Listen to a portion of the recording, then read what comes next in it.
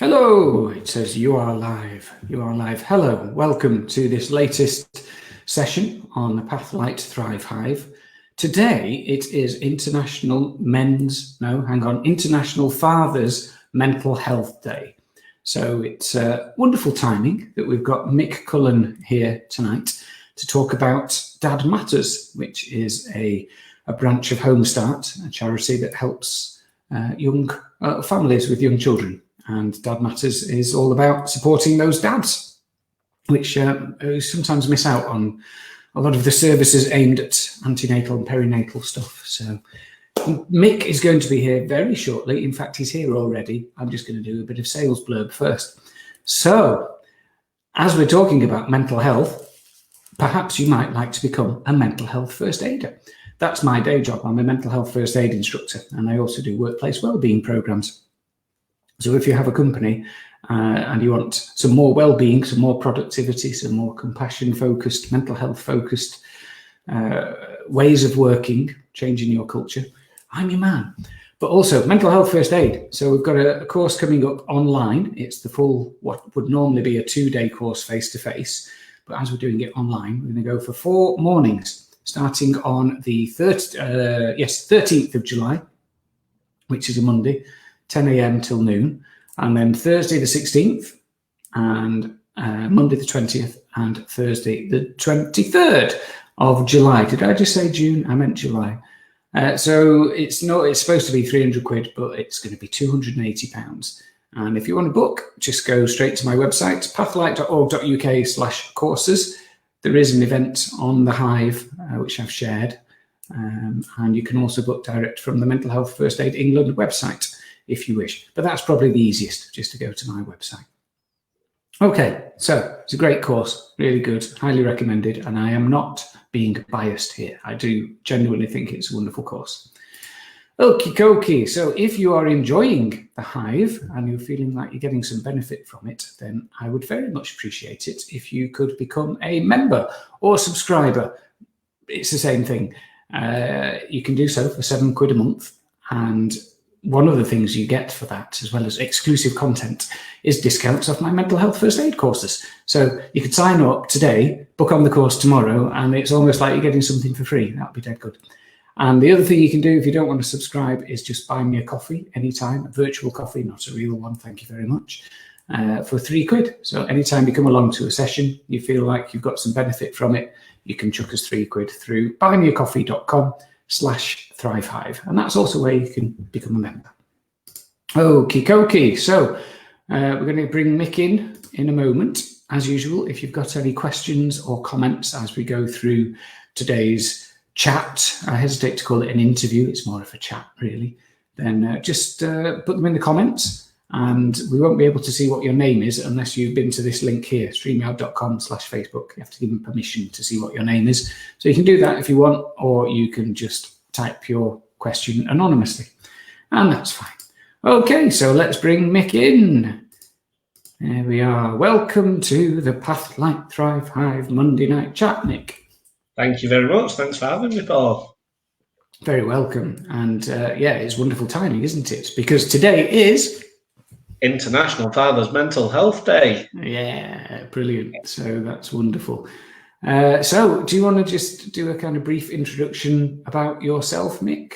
Yeah, of course. So, yeah, as Paul said, my name is Mick Cullen and I work for Dad Matters. Dad Matters is a charity which is part of the Home Start charity. This way, kind of a project within that charity. And we set up to help dads with their mental health, basically. So it's dads to be and new dads up to 2 years is primarily where we work with dads in what we call the perinatal period. And yeah, we try and educate and support dads with their mental health, attachment with baby, and where to go if they feel like they need help. We work a lot of antenatal is where we do our work. So in a lot of antenatal groups and classes.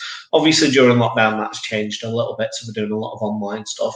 But we try and get to dads before baby arrives because we need them to know how important important their role is and their mental health before they get to that stage of there's a baby in the house and I don't know what I'm doing and I'm crashing and burning. So yeah, we try and do that early education where we can do, but also we're there to support dads once they have children. So we take referrals in from health professionals, direct referrals from dads themselves, and we'll do what we call a 3-step process with them. So what that is usually is they'll speak to us, offload, tell us all what they're thinking and feeling, and we'll just let them kind of offload, and we'll do that containment and take that sort of stress and pressure away from them. Then for our second phase, it's to offer some support in signposting, so give them an idea of where they can go to get further help, because we're not medically trained in any way. We're just dads that are basically helping other dads out. So yeah, we'll signpost to services. We are linked in with many services, NHS based and charity wise. And then the third stage, if needed, is what we would call a handhold session. So if a dad is reluctant or a bit shy about going to a group, or they can't get there because of transport, we can then take them and actually introduce them to a service as well. Right. Okay. So 3-step process. One is they offload, say, this is all the stuff I'm worried about. What happens if, the labour is so painful, or there's complications, or what happens when I get home? Second stage is signposting to all the services that are kind of connected that will be able to support them through the perinatal period, first 2 years. And the third stage is hand-holding them along to some of those appointments if they're lacking confidence. Yeah. Great stuff. Right. So that's what Dad Matters does. So what about Mick the man? What are your passions? What do you love, Mick? I've got a few, really. Music is one, which is how we know each other, Paul, from open mic nights, doing terrible renditions of popular songs for the entertainment of others. So yeah, singing, playing guitar, and just generally listening to music is a huge passion. I feel that's kind of a big stress reliever for me, turning music up loud and just having a good sing along, particularly in the car. That's kind of a good headspace for me to do that. I'm also quite into football. I've kind of fell out of love with it a little bit because of the way things have gone with coronavirus, but I'm going to go outside and watch the second half of the City game once we're done. I've not seen any yet with no fans, so it'll be interesting. And golf is a recent passion that I've got into as well. I used to play years ago when I was probably 18, 19. Until last year, I've not touched a golf club. And bizarrely, it was because my uncle had passed away and his golf clubs were sat gathering dust, so I offered to take them and give them a new lease of life. And I've actually just booked to play golf on Friday, so it's my first game this year, which again I'm really looking forward to. And I suppose my final and biggest love is family. So my wife Paula, and of course our little girl Agnes, who is 2 1/4, and she's just the best thing ever. Very cute. Very cute. Extremely. I don't know where she got that from. More obvious is what I meant. Lovely. Thank you for that. And the other standard question I ask all the guests on the Thrive Hive is, how has this pandemic been for you? How have you found lockdown and everything else that's going on? Yeah, it's been different, definitely. I think the adjustment initially I found quite easy. Because I do a bit of working from home anyway. So it wasn't a big change. I can work from home with Agnes around me reasonably well, particularly while Paula was at home. But then when Paula was at work, I was starting to find it a bit more difficult. And she's recently gone back to work last week. So that's kind of changed things where I'm having to be a full-time dad and do work and Zoom calls, which can be stressful, but I'm making it work. I'm finding it quite peaceful, though. I'm not missing the outside world as much as I thought I would. I'm certainly not going to join a queue for Primark or IKEA anytime soon. The only thing I'm missing really is like socialising, so going to the pub. So when the local pub reopens, I'll definitely pay them a visit. But yeah, I'm finding that I'm adjusting quite well. I host regular quizzes for our neighbours now and for work colleagues. And yeah, I'm finding it fun. Spending time with family is really good. Work-wise, it has been a bit of a shift because as well as my Dad Matters work, I'm also a driving instructor, and that has just completely stopped. We're not allowed to work work until the government tell us to, unless we teach key workers, and I don't teach any key workers currently. So yeah, my driving school is on hold at the moment. So that's been a big change, but that will obviously start again as soon as lockdown is lifted. Yeah, thanks for that. So I'm curious, how are you managing doing the Dad Matters work from home whilst you've got little Agnes there as well? In a way, sometimes it's a benefit because it just shows what being a dad is all about. So if you remember a couple of years ago, there was that news clip, the newsreader on camera at Yeah. home, and the kid comes bouncing in on the stroller, and then the other kid comes trotting in, and then the mum comes or the carer comes and grabs them. And I've had a few moments like that, but because of the work I do, it actually enhances the conversation and the chat because it is a case of, yeah, look, this is what being a dad's all about. I've got a call tomorrow. I'm doing a recording with some people for a book, and I've said to them, we may get interrupted by a stroppy toddler, which is absolutely fine. And that again, it's just how life is. But it is sometimes it can be a bit distracting. So we had quite an important team meeting last week, which had some quite serious news to discuss. And she just would not leave me alone. So I'm sat there with Agnes on screen, and I couldn't go off camera because I'd hosted a quiz at the weekend. So my screensaver was the old Pearl and Dean sign, but with Mick and Paula Presents on it. So I was stuck between a rock and a hard place, really. So kind of a very serious meeting going on, and Agnes waving at everybody and saying hello. So that was quite amusing. Lovely. So yeah, juggling balls there, the reality of parenthood and the reality of work as well. Yeah. Yeah. So do you want to say a bit more about why, I mean, it's called Dad Matters. Why do you feel dads are so important in both the prenatal and the perinatal stage of infant development? Yeah, so dads are basically a staple part of a relationship. So when babies are born, they're preconditioned to expect two carers. It's something in the human makeup, and it's how history has been. And so babies come out knowing mum. They're already attached with mum, although they don't know her face. They know her voice. They know everything about her heartbeat. They obviously been connected to mum, so they start to look for that second person, and that's where dad comes in. And before baby's born, they're ready to engage and attach with you. So from around 24 weeks, 22 to 24 weeks, they can hear and see light and respond to your noises. So they get in bonding with you. They also need that extra support as well from two parents because they need that kind of group. And studies have actually shown that having a loving and nurturing father can be as important as having a mother. And in some cases, for social and academic success, it's even more important to have that father there than to have that attachment with your father. So yeah, we do that work just to remind dads how important their role is and how much they can contribute in the early days. Because all of us have had kids, me and you, Paul, we've been there, and you kind of feel like when your baby's born, they don't do much, they don't know who you are, and they don't respond. Whereas it's actually completely the opposite. And I've learned this through working. I've only been at Dad Matters for about 8 or 9 months now, but I've learned this, and it's eye-opening to understand how much a baby knows and how much they want to connect with you, bond with you, and react to what you're doing. So yeah, we just try and teach dads that those small little things, such as smiling at your baby, talking to them, and just being involved, make a big difference. A lot of dads we speak to have this kind of assumption that they haven't got time to bond with baby, particularly with work. Excuse me if I sneeze. No, it's gone. Sorry, I've got really bad hay fever, so if I do start sneezing, Paul, I apologise. That's okay. I've got it too.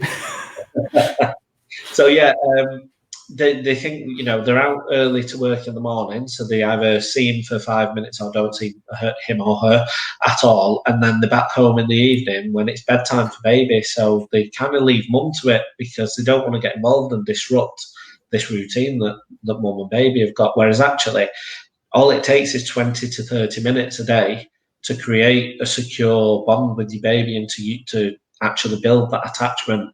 So doing the bathing and night feed and putting to bed, that whole bedtime routine, if that can wait till dad gets home and dad does it, A, it gives mum a little bit of a break, and B, it gives dad something to look forward to when he gets home, and it gives him the opportunity to create that bond with baby. So, yeah, it's quite vital, really, that dads play that role. And even where dads aren't in the household, if the parents have separated, just knowing that it doesn't take a lot to create that bond, and if even if it's just over FaceTime every day or at contact once a week, he can still do those things and make a real difference to that child's life.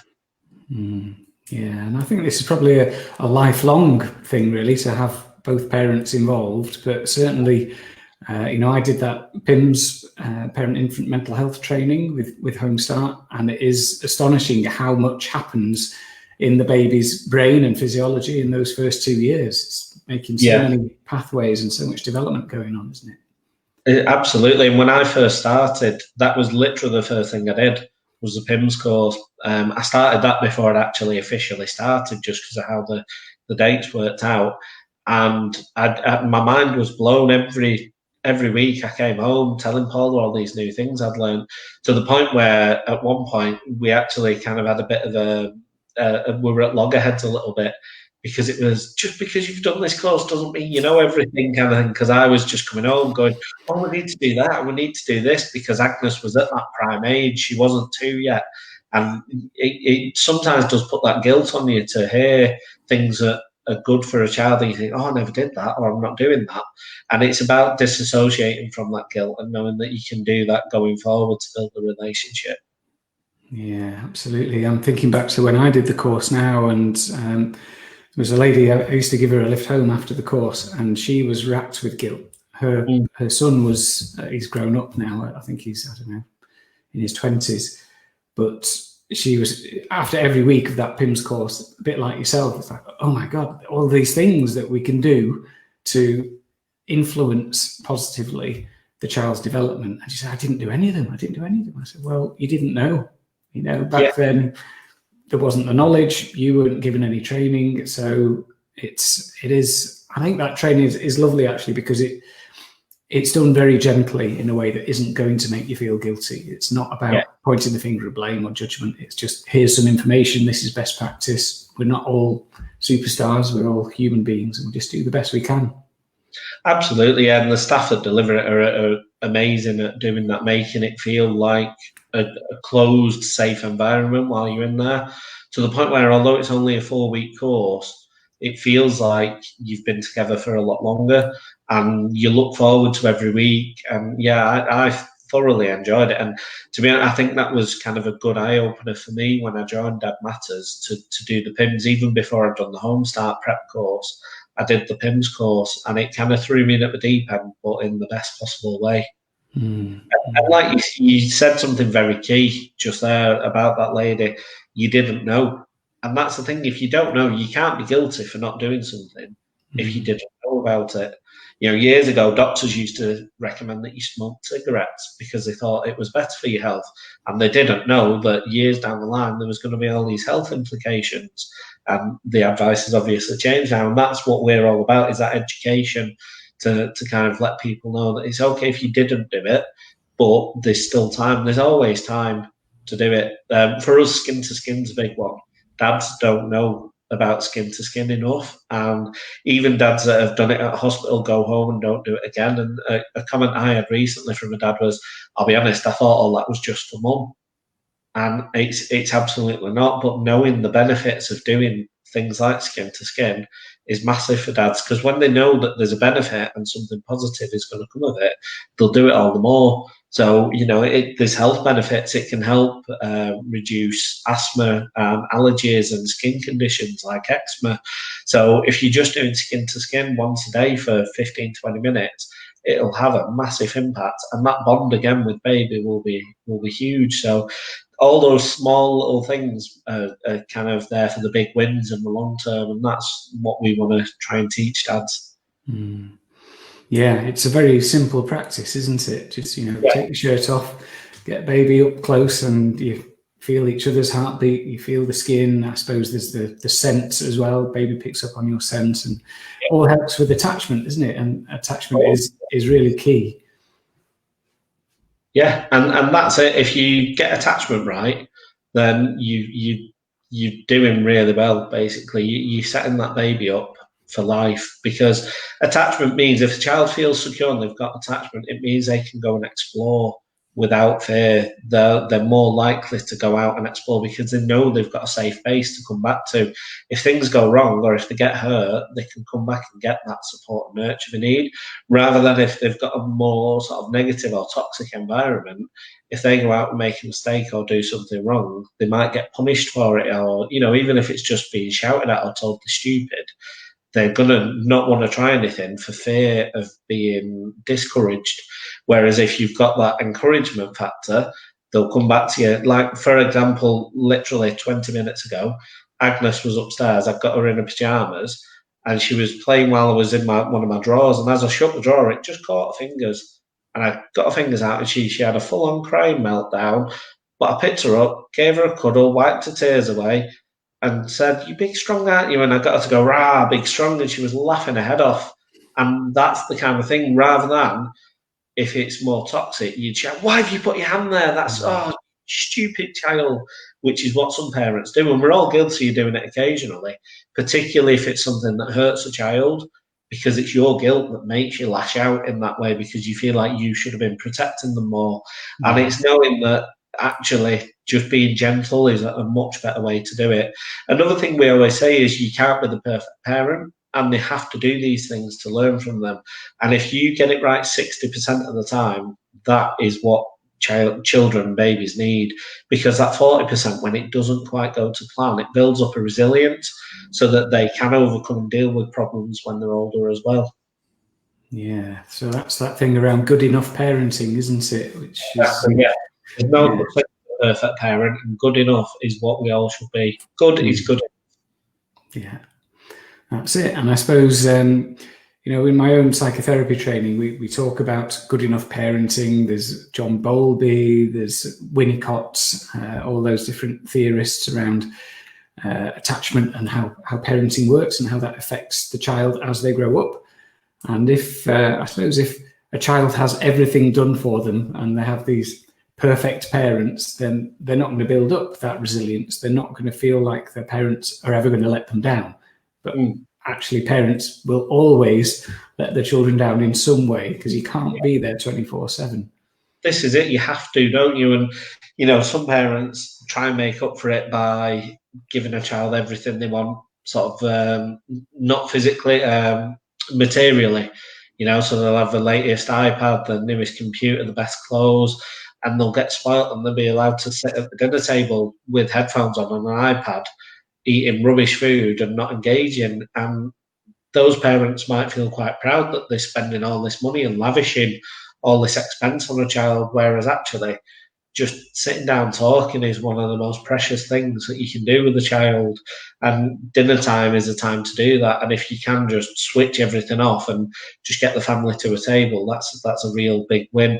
And like you say, not every time will it happen, and sometimes things will go wrong and you will have arguments. Of course you will, because at the end of the day, it's a mini version of you that you're dealing with. And everybody has their own elements of themselves to dislike. And if you've created a smaller version of that, they're going to display them elements, and you'll come to a battle occasionally. But as long as there's that underlying attachment, then it can be overcome quite easily. A big thing I always point out about attachment to new parents is if you have to do something that makes your child cry. So, for example, if you have to tell them off if you've done something, and you have to tell them off because it's wrong or it's naughty or you don't like what they did, and it makes them cry, if they then turn around and come to you for a hug, even though you've made them cry, then you've got attachment spot on, because they're upset that you've had to discipline them, but you're their safe space. You're where they go for comfort. If you did that and they went off to somebody else for a hug, that's where there could be issues with attachment. And it's fine between two parents. If I said to Agnes, "Don't do that, you're going to hurt yourself," and she cries and goes to my wife, that's absolutely fine because we're both her support. If I did that and she went to a next door neighbour or a different family member, or to the cat or something like that, I'd be really concerned, because that shows that there's a fear that she can't get what she needs from me.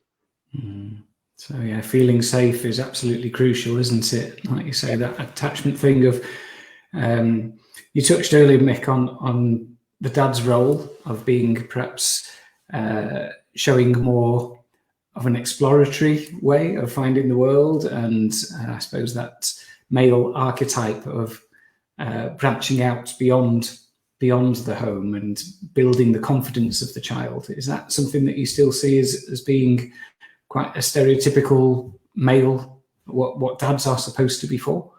I would say it is, and it isn't in the same way. Dads are always we're the class clown, aren't we? The dad is the class clown, and the mum's the teacher.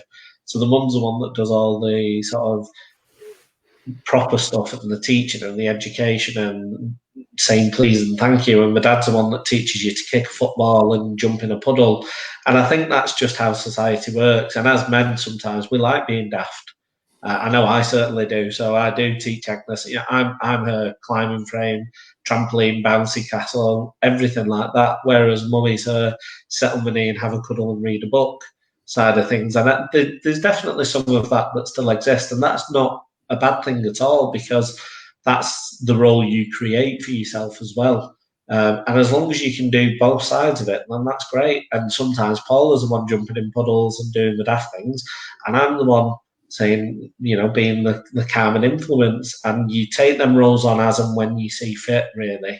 And I think if a child can see both sides of that in you, then again, they know that they don't have to go to one or the other. They can get it from both of you.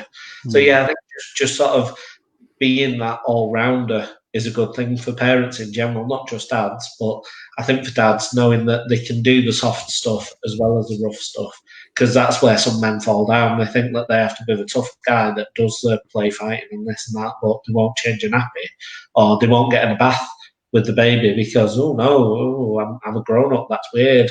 No, it's not. It's your own child. Get yourself in there with them. And once you do it, you feel better for it because you realise that they thrive off those kind of interactions.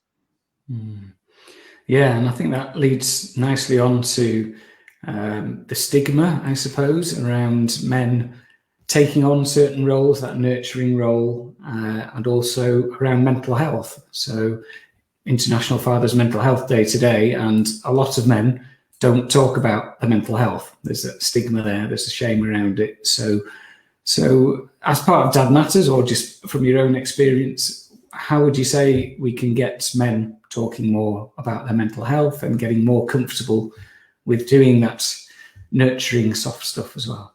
Yeah, I think getting men to talk about it, men will talk about it if you approach it in the right way. There is a definite stigma that men don't want to talk about it, but you'll find that it's just they're not asked in the right way how to speak about it. One thing I found when I first got my job for Dad Matters is I went to the pub. I'd done my interview and I just needed to go to the pub for an hour and just have a drink and just sort of have a mind blowout. And I told a few people, and a couple of people wanted to buy me a drink. And there were at least two dads who told me their whole history of having children and how it affected them. And it was, you know, pint-sized. It was a 10-minute discussion, but it was because they realised that actually what I'm doing means they can talk about it. So it's letting dads know that they're allowed to talk about it, I think, is a big thing. A good way to get men talking is direct questioning.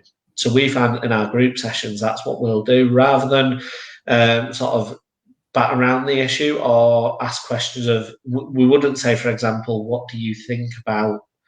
So if we, or a great example is, how are you feeling? If you ask a dad, how are you feeling? They'll go, yeah, all right. Whereas if you ask a dad, are you feeling okay? Have you thought about this?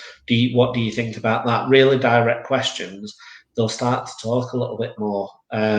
Labour's a good one to get dads talking. So before baby's born, rather than saying, what do you think about labour? Say, have you thought about labour? Have you thought what your role's going to be? Have you spoke to your partner about it? And it creates them real, the sort of solution-based answers. So it's really focused on, I need an answer for this, rather than just yes and no. I need a specific response. So if you direct your questions at the right level, you can chip away, and eventually you find you're having this whole conversation. The project manager, Kieran, he was speaking with a dad a while back who was really quite anxious. And they hung around after a group session because he could see they needed to talk and they were almost close to tears. And he got talking and asked this guy, what is it that you want to talk about? And he started saying how worried he was that the extension on the house wasn't going to be ready for when baby was born. And he was really anxious and worried about it. So after a bit more conversation, it turned out that actually he was worried about if he'd have the right relationship with his child, because him and his dad had a bad relationship and he didn't want him and his baby to have that relationship. But he'd masked it with the extension because the extension was a physical thing that he could get his hands on and look and see, whereas a baby was abstract because it's in mummy's belly. So he didn't realise what the problem was until it was put out in front of him, and that direct questioning just got him to actually acknowledge what the issue was, and then we were able to support him so that he knew what to do to go forward, basically. Yeah, so it is that skillful questioning, that direct questioning, and getting people to vocalize what's going on, because quite often, like you say, we may not be attuned to our own emotional experience. We might just know there's something doesn't feel right, there's some anxiety there, but actually digging down and saying, okay, well, what is it that you're anxious about? Have you thought about labour? And it's that solution-focused thinking, I suppose, around what am I going to do? How can I make this better for my child? Absolutely, yeah. One of the videos that we shared very early on when we started doing dad chats, it was Kieran doing a group chat, and we show it to professionals all the time, and we always ask them, we do it in our training, who's the anxious dad in this video? Now, they're all anxious, but there's one in particular that's really anxious, and he masks it with bravado. So he covers it up very well with bravado because he's terrified of seeing something in labour that he doesn't want to see because his twin brother told him that it was horrific. Forgive me for using the term; it's quite a crude term. His brother said it was like his favourite pub burning down, is what he saw that day, which is quite a horrible term, really. But that was his way of again putting that bravado over it. So this lad was talking about, I didn't look at the placenta. I checked the football on my phone because that interests me, and I don't want to see anything. And if I do, I'm going to get the midwife sacked. And one question Kieran asks is, have you spoke to your partner about it? And his exact response is, we've had a bit of a discussion. And he does that. He's got his arm across his chest because he's got his arms folded because he's very anxious. And he goes, we've had a bit of a discussion. And it shows that he didn't get what he wanted out of that discussion because his partner just went, it's fine, don't look then. Whereas he thought a midwife was going to grab his arm, pull him down to the bottom end, and he'd see something he didn't want to. So educate dads around, just speak with your partner and put it in your birth plan that you don't want to see anything. And actually tell every midwife, at every appointment you go to, tell them, I don't want to go down there. I don't want to see anything. I just want to stay at the top, hold her hand and support her. And as long as you do that, then the fear goes because you know that everybody's going to look after you. But the fear of the unknown meant that he was terrified of what was going to happen. And it is about letting dads know that conversations are what solve those issues a lot of the time. Just putting it down on paper and discussing it is a big thing. Yeah, so I suppose it's good to get dads along to antenatal classes to talk about this stuff and remove the mystique around what's unknown. So is that something that Dad Matters does? Do you try and encourage dads to go along to the antenatal sessions? Yeah, well, what we do with LinkedIn, where we have a commission, so where we've got a coordinator, such as myself and Nick, we have antenatal classes during the actual hospital groups.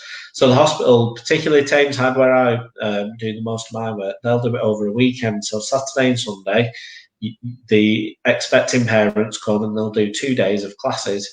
So we're there on the first day, and what we do is take the dads out of the room and we have a half hour with the dads to go over all this with them. So we speak about attachment, mental health, access to services, and we talk to them about hospital bags, about labour, about car seats, all those practical things that we need to think about as well. We try and, like I say, we do that at the hospitals we're engaged in. So Bolton, we've done them over in Wigan, Stockport have them, Rochdale and Oldham were about to start, but unfortunately lockdowns put that on pause. We've recently taken in Salford, so they're about to start. So yeah, we're just trying to be there as much as possible in the hospital. And I think advertising it as well, letting parents know that we're going to be there, which is what the midwives tend to do. They'll let the mums know there's going to be someone there for dads, and they'll bring dads along. But we have found that I think for the first scan, it's something like 98 or 96% of dads will attend. And then for the antenatal classes, it's about 87, 88%, I think, that attend, particularly if it's the first baby. So what we're doing is going where dads are already there, rather than trying to get them to come to us. We go and find them. And that's the easiest way of getting that message across, really. So at the moment, we're doing pop-up shops outside hospitals. So we're not allowed in, but neither are the dads. So they're all sat in the car park waiting.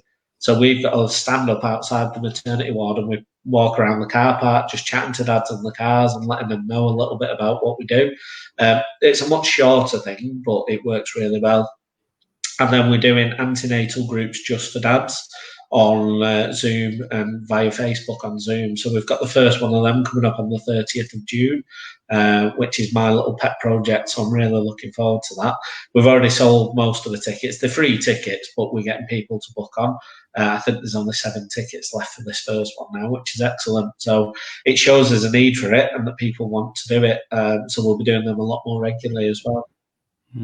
Yeah, it's great work that you're doing, Mick, with Kieran and the rest of the guys there. And it feels to me like this has been a gap in the market, if you like, for a really long time, because so many services around the prenatal and the postnatal phase have been aimed at the mum.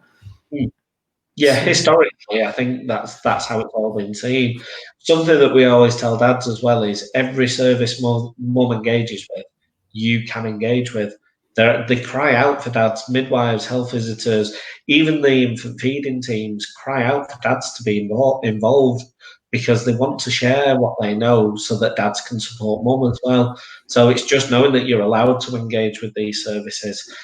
What we do as well is quite unique because we've got that link with the NHS. We're commissioned by the NHS. So we're there in the antenatal. We're not a dad stay and play group, and we're not like a forum online to just go and chat to other dads. We've got that link, so we're delivering work that's quite specific, and we can take them referrals in. So it's a massive missed gap, but we're trying to fill that quite well. We're being requested all over the country at the moment, so that's a good sign. So hopefully it will grow bigger and bigger.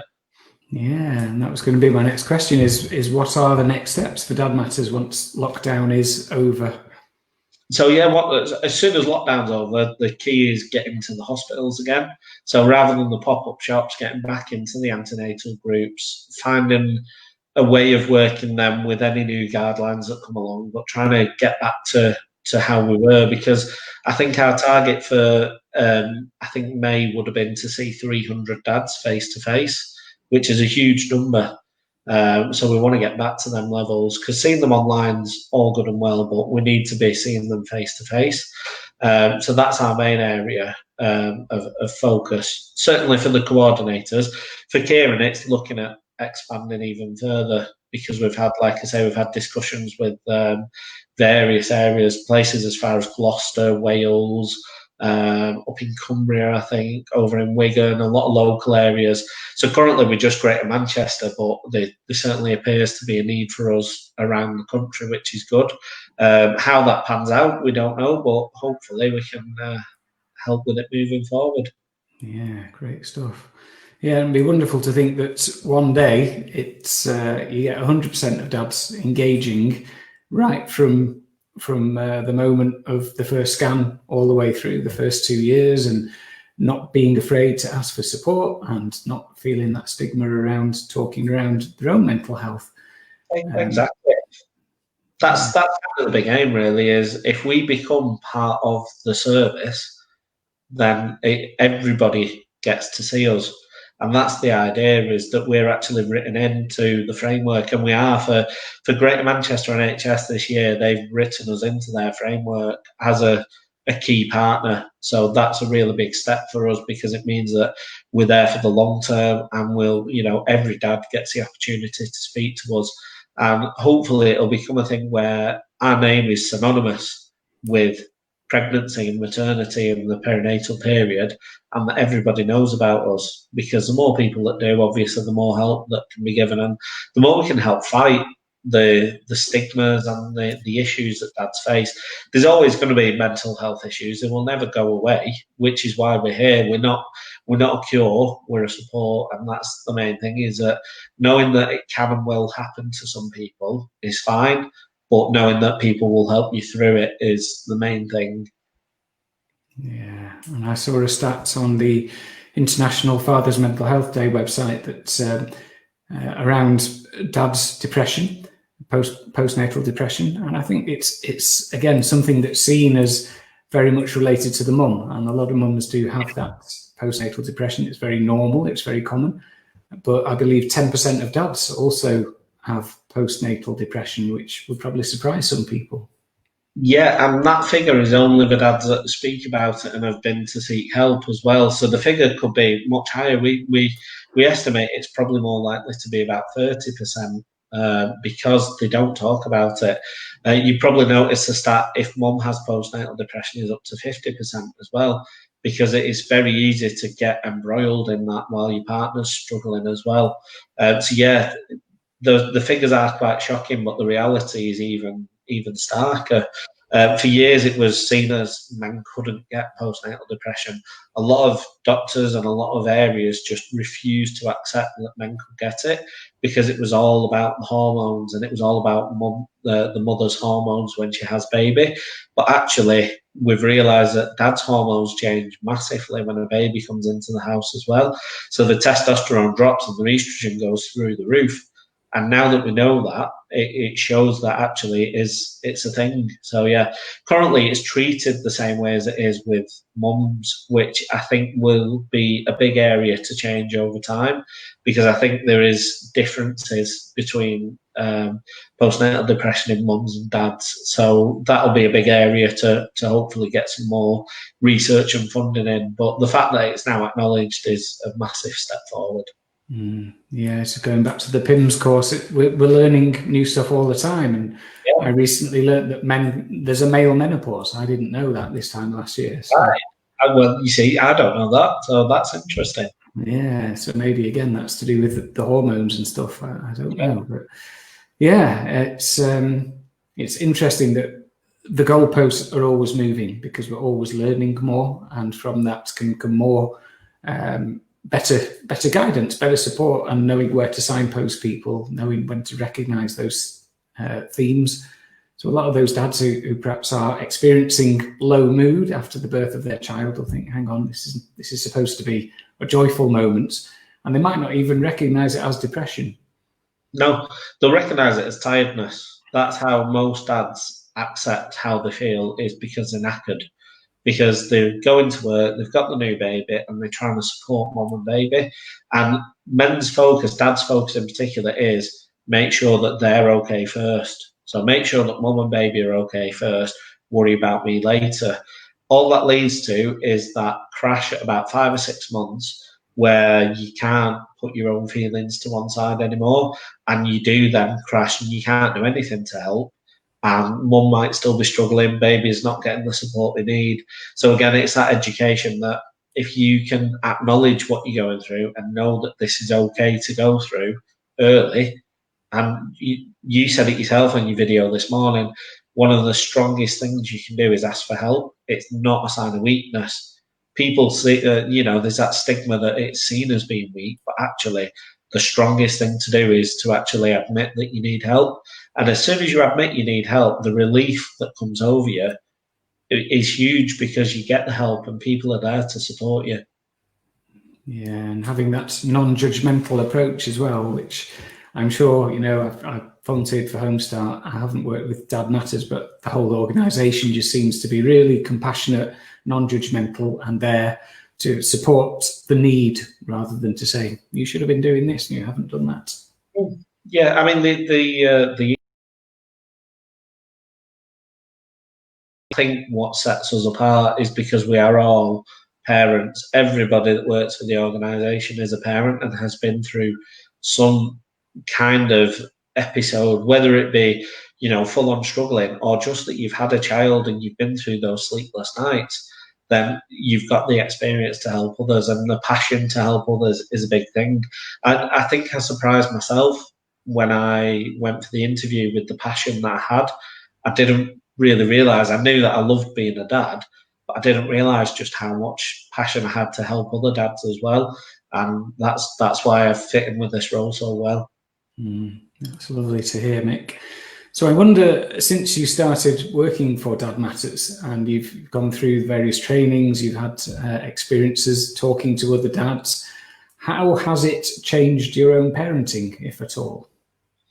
I'd like to think my parenting and Paula's as well was really good to begin with, because you like to think of yourself as a well-grounded individual, but it certainly opened my eyes in terms of how much development's going on for baby, and also how much influence I can have on that.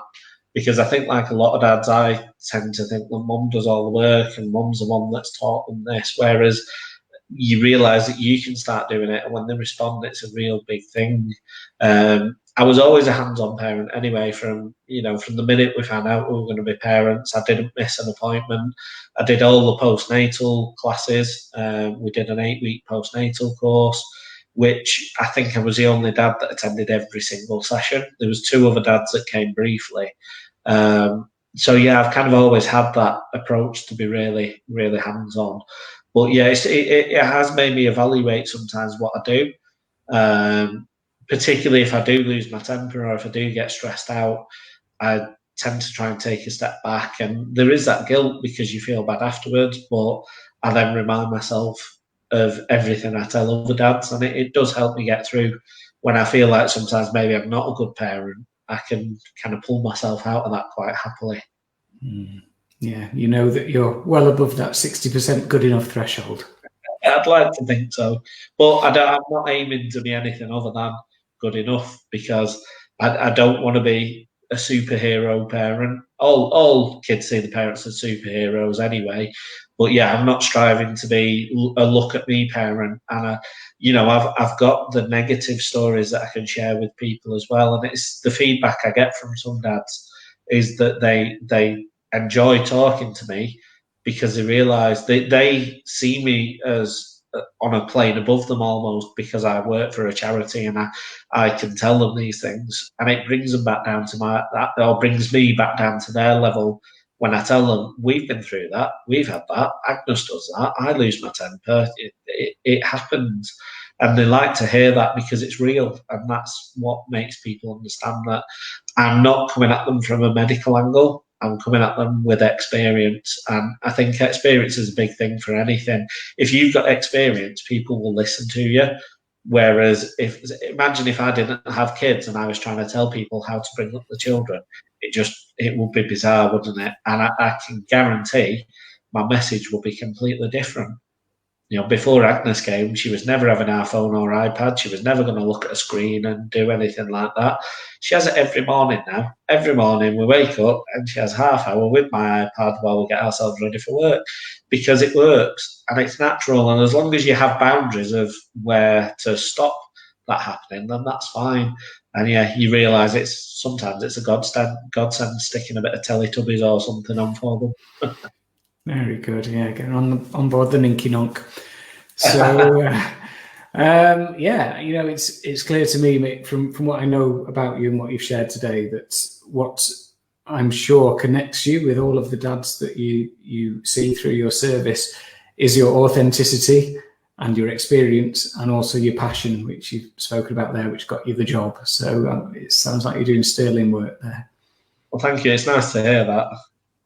Yeah. So before we end, Mick, is there anything else that we haven't covered? Any kind of key messages or areas that you feel would be good to get across?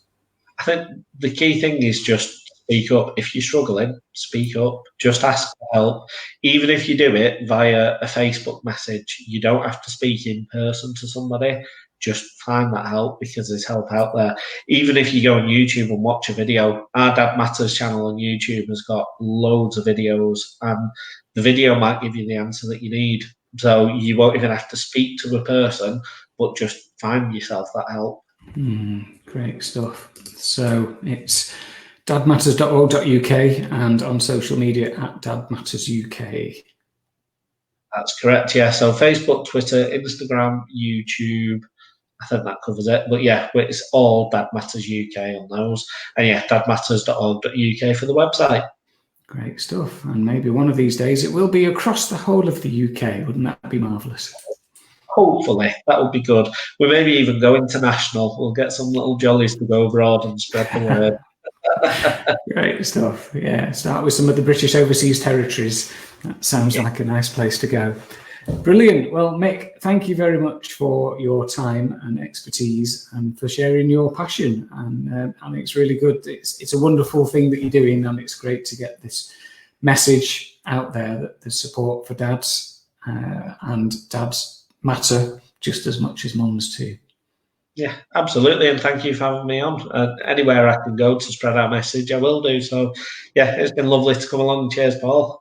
Yeah, good to have you. Thanks, Mick. So that's it, folks. What day is it today? It's Monday. So tomorrow, if you are a man, it doesn't matter if you're a dad or not, you can come along to Man Tuesday, which is our talking group where you can talk about fatherhood, mental health, lockdown restrictions, relationship difficulties, whatever's going on for you. That's 6 o'clock on Zoom.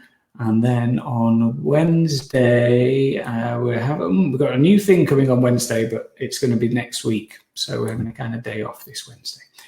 Okay, so thanks once again, Mick, and everyone else. Thanks for being there, and take care. And remember that 60% is good enough. Absolutely. Take care, folks. Bye. Bye.